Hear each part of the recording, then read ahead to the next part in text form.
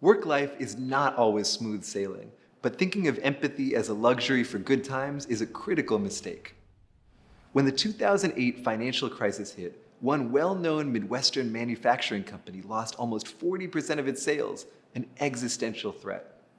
The CEO called an all-hands meeting and made a shocking announcement. Instead of laying off large portions of his workforce, he imposed a month-long furlough for all employees. The message: we're all going to hurt a little, so none of us have to hurt a lot. Employees rallied together to help one another, seeing each other as partners instead of as potential competitors for their own job. Since then, the company has thrived, outperforming the S&P 500 by 500%. Between COVID, the ongoing struggle for racial and economic justice, and a fractured political climate, this has been the hardest time of countless people's lives. Our workplaces are saturated with stress and burnout. And yet, the worst times can sometimes bring out the best in us, especially when those difficult moments focus us on what matters. Our colleagues will forever remember the way their organizations came through for them or not during these times.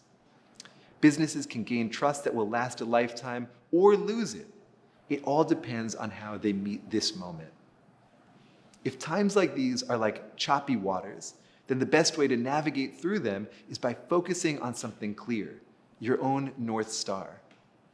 At workplaces, this can mean focusing on core values, the meaning behind the work you do, and the way your colleagues and you serve the common community.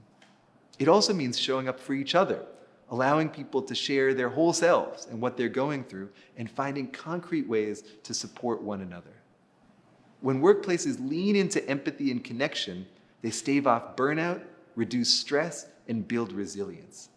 This is the key to turning adversity into successful cultures that work in the long term. And it's something that businesses need to implement more now than ever.